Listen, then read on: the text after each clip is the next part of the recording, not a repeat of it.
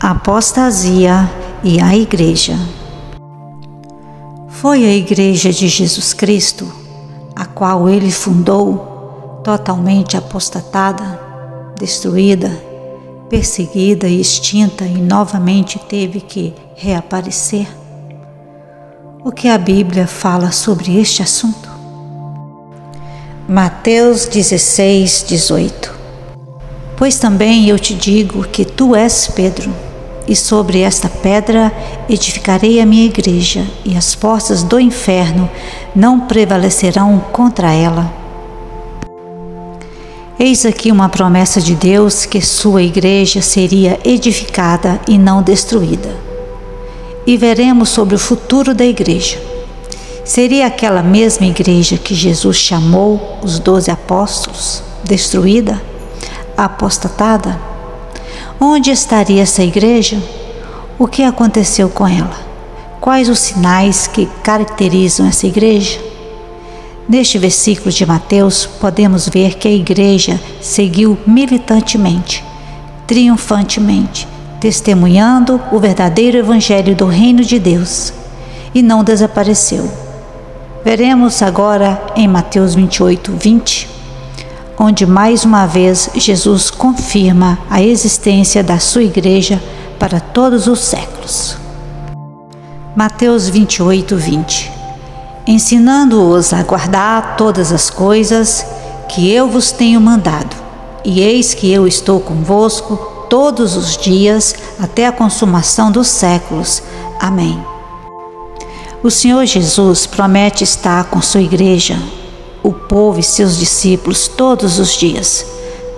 Mas existe um ensinamento bastante divulgado que diz que a igreja se apostatou, se tornando a igreja romana, e que precisava de uma reforma para restabelecer seus fundamentos. E nesses fundamentos querem dizer que depois da morte dos apóstolos, após o segundo século, se apostatou completamente, e somente uma reforma colocada por Martinho Lutero e outros reformadores é que a igreja realmente passou a ter uma restauração. Então, todos os movimentos, tanto protestante, que são oriundos da igreja romana, ensinam que a igreja acabou. Mas se isso realmente aconteceu, como ficam as palavras do Senhor Jesus, que disse que as portas do Hades não prevaleceria sobre ela e ficaria com ela todos os dias até a consumação do século? O Senhor Jesus disse que passariam os céus e a terra, mas as suas palavras não hão de passar. Como crentes em Jesus Cristo e nas suas palavras, entendemos que a igreja não pode ter sido destruída. Mas quais sinais e as características dessa igreja e o que a Bíblia fala sobre ela? Em Apocalipse encontramos 7 cartas escritas às 7 igrejas que estavam na Ásia. Nós sabemos que o livro de Apocalipse é profético. Então, estas 7 cartas vêm trazendo as características de cada igreja e fazendo um estudo mais aprofundado das eras das igrejas. Veremos que eram modelos de igrejas congregacionais que existiam de fato na Ásia, e cada igreja dessa tinha um anjo que era o presbítero de cada uma das igrejas. E o Senhor Jesus mandava advertência a cada uma dessas igrejas que existiam na época de João, que foi quem escreveu o livro de Apocalipse na ilha de Patmos.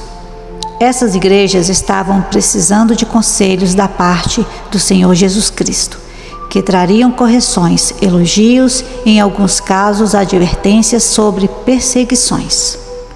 E veremos que essas igrejas estavam vivendo situações das quais as igrejas de Cristo viveriam durante todas as eras até os últimos dias. A primeira igreja, que é Éfeso, palavra que significa no grego primeiro amor, representa o início do amor dos apóstolos e a igreja que dividia o partir do pão. Perseveravam na doutrina dos apóstolos e batalhou muito pelo nome do Senhor Jesus, pondo em prova aqueles que se diziam apóstolos, mas não eram. Jesus fez uma advertência que Éfeso havia deixado seu primeiro amor, que no começo tinha Priscila e Áquila, as igrejas que Paulo elogiou, as igrejas de Tessalonicenses, que eram missionárias e tinham comunhão da palavra de Deus e tinha pureza e doutrina. Mas com a morte dos apóstolos, a igreja passou a relaxar e não era mais tão perfeita. Logo após, começa a perseguição dos Césares, Nero e outros 10 imperadores, cuja perseguição foi bastante forte. E aí vemos a era de Esmirna, que era um perfume da época, a mirra, sendo usada para embalsamar pessoas. E era tirada de uma árvore que tinha que ser ferida para tirar a mirra. E o Senhor Jesus queria mostrar com isso que o segundo período representa as perseguições do Império Romano contra a igreja e que sofreria muito, mas que seria uma igreja que demonstraria seu testemunho de coragem e de amor pelo Senhor Jesus. E a sua palavra que ia advertindo para que suportassem a perseguição. Nessas cartas iremos encontrar uma comprovação da existência da igreja e que Jesus Cristo é aquele que anda no meio dos 7 castiçais. Apocalipse 1, 17 ao 20. E eu, quando o vi, caí a seus pés como morto, e ele pôs sobre mim a sua destra, dizendo-me: Não temas, eu sou o primeiro e o último, e o que vivo e fui morto, mas eis aqui, estou vivo para todo sempre. Amém.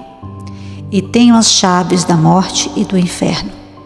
Escreve as coisas que tem visto, e as que são, e as que depois destas hão de acontecer. O mistério das 7 estrelas que viste na minha destra, e dos 7 castiçais de ouro. As 7 estrelas são os anjos das 7 igrejas, e os 7 castiçais que viste são as 7 igrejas. Os 7 candeeiros são as 7 igrejas, e Jesus passeia no meio delas, mostrando que ele está observando a sua igreja e está com ela todos os dias até a consumação dos séculos. Podemos ver em Apocalipse 1:13, Jesus passeando no meio da igreja. E no meio dos 7 castiçais, um semelhante ao Filho do Homem, vestido até aos pés de uma roupa comprida e cingido pelos peitos com um cinto de ouro. E aí nós vemos os 7 Espíritos de Cristo que estão sobre a terra, e ele vive para todo sempre. Jesus Cristo agora é imortal, a sua igreja sempre existiria. Vemos a promessa sobre todos quantos forem chamados de todas as épocas. Então, para que isso se cumpra em Atos 2:39, a igreja deveria estar viva todos os séculos. Atos 2:39. Porque a promessa vos diz respeito a vós, a vossos filhos e a todos os que estão longe, a tantos quanto Deus nosso Senhor chamar. Vemos ainda a promessa do Espírito Santo, do perdão dos pecados, como Pedro fala em Atos 2:38, que cada um seja batizado em nome do Senhor Jesus Cristo. Atos 2:38. E disse-lhes Pedro: Arrependei-vos e cada um de vós seja batizado em nome de Jesus Cristo para perdão dos pecados, e recebereis o dom do Espírito Santo. Vemos que a tentativa de dizer que a igreja foi destruída na Idade Média não existe e está totalmente apostatada, não confere com as Escrituras.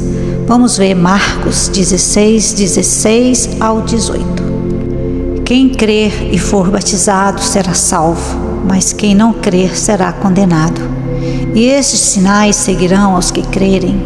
Em meu nome expulsarão os demônios, falarão novas línguas, pegarão nas serpentes, e se beberem alguma coisa mortífera, não lhes fará dano algum, e porão mãos sobre os enfermos e os curarão. Há correntes teológicas que dizem que muitos sinais da parte dos primeiros cristãos só teriam valor nos tempos apostólicos, E aqui a palavra de Deus nos afirma que os sinais acompanhariam, pois a igreja seguiu militante. E esses sinais e dons espirituais jamais se perderiam, pois a igreja sem dons espirituais seria morta.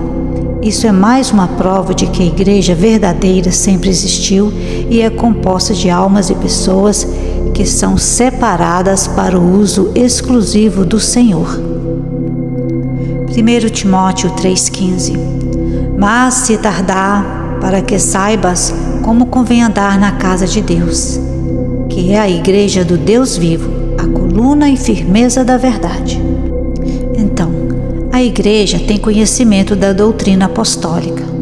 Tem que ter os sinais da doutrina apostólica, ser praticante da doutrina e ter o conhecimento das profecias. Esta igreja tem o espírito da profecia, não aquela que tem um profeta dos últimos dias, como alguns dizem ter. O espírito de profecia que o apóstolo João, em sua carta de Apocalipse 1,19, fala que é uma das características também da Igreja de Cristo. Na verdade, já existia e era o testemunho de Jesus no tempo de João. Apocalipse 1,19. Eu, João, que também sou vosso irmão e companheiro na aflição e no reino e paciência de Jesus Cristo, estava na ilha chamada Patmos, por causa da palavra de Deus e pelo testemunho de Jesus Cristo. João já estava na época dele com o testemunho de Jesus na ilha de Patmos. Não existiam escritos modernos, escritos de profetas do século XIX na época de João. Ele era o contemporâneo dos apóstolos. O ano 100 da era cristã foi a época, mais ou menos, que se deu a visão do Apocalipse. Já estando com testemunho de Jesus, e também vemos nos últimos capítulos que não se pode tirar nem acrescentar nenhuma palavra que ali está. Apocalipse 22, 18 ao 20. Porque eu testifico a todo aquele que ouvir as palavras da profecia deste livro que, se alguém lhes acrescentar alguma coisa, Deus fará vir sobre eles as pragas que estão escritas neste livro.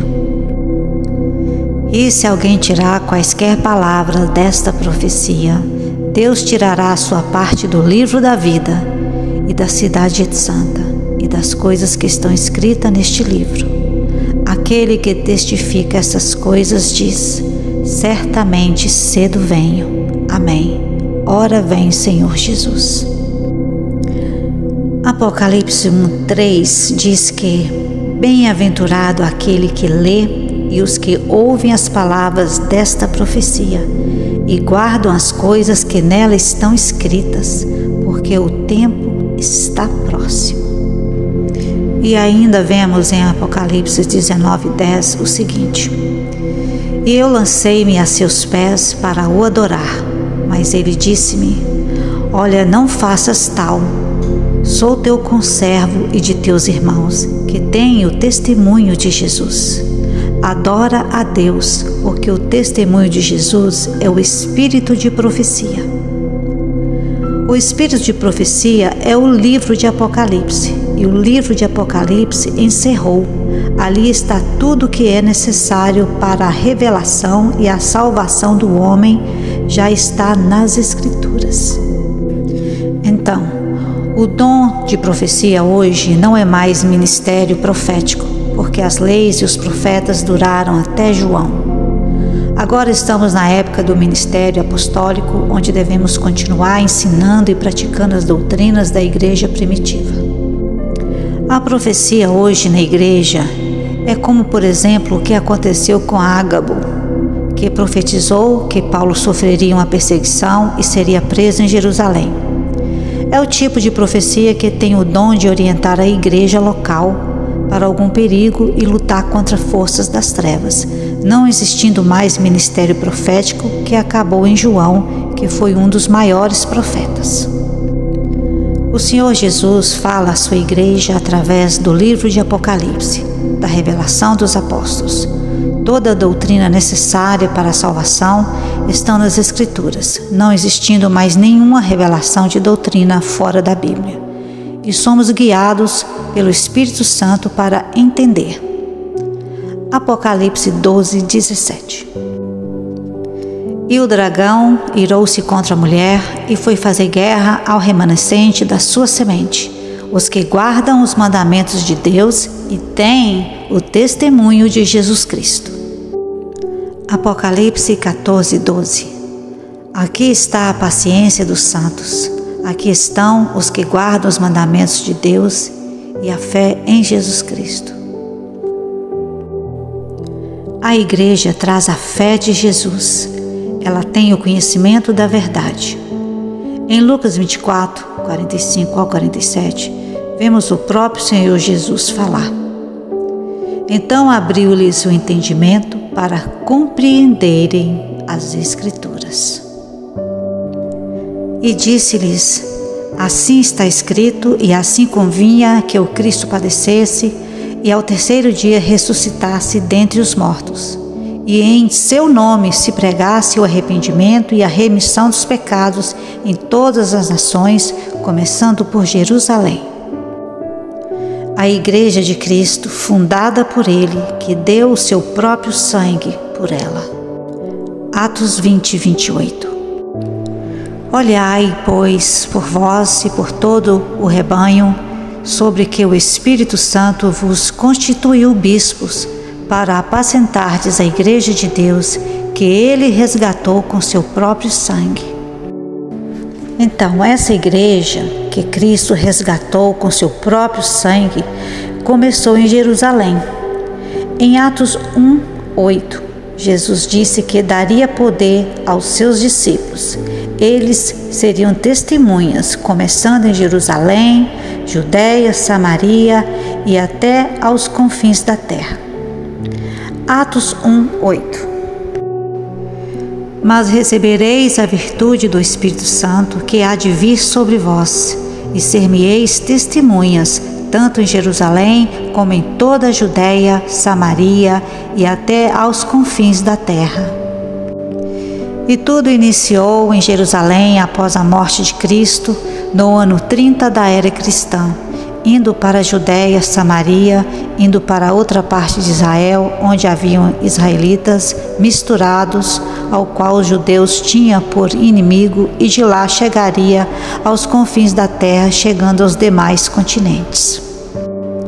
A mensagem que é pregada por muitos religiosos hoje de que a igreja foi destruída tem o objetivo de validar os movimentos, porque se a igreja de Cristo não foi destruída, para que começar novas igrejas? E sendo assim, todos que começam uma nova igreja têm que argumentar de alguma forma que foi revelado por Deus, que é profeta, que recebeu o espírito de profecia, que tem revelação do céu, por isso deveria começar uma nova igreja. Temos um exemplo em Atos 10, que o primeiro gentil da igreja, que foi Cornélio, chegou a ver um anjo, quando estava jejuando em oração, dizendo que suas orações foram atendidas por Deus. Mas não vemos Cornélio fundando uma igreja para ele. Cornélio seguiu as orientações do anjo de procurar o apóstolo Pedro, para ensinar coisas a ele, para que prosseguisse testemunhando o evangelho e o amor de Deus.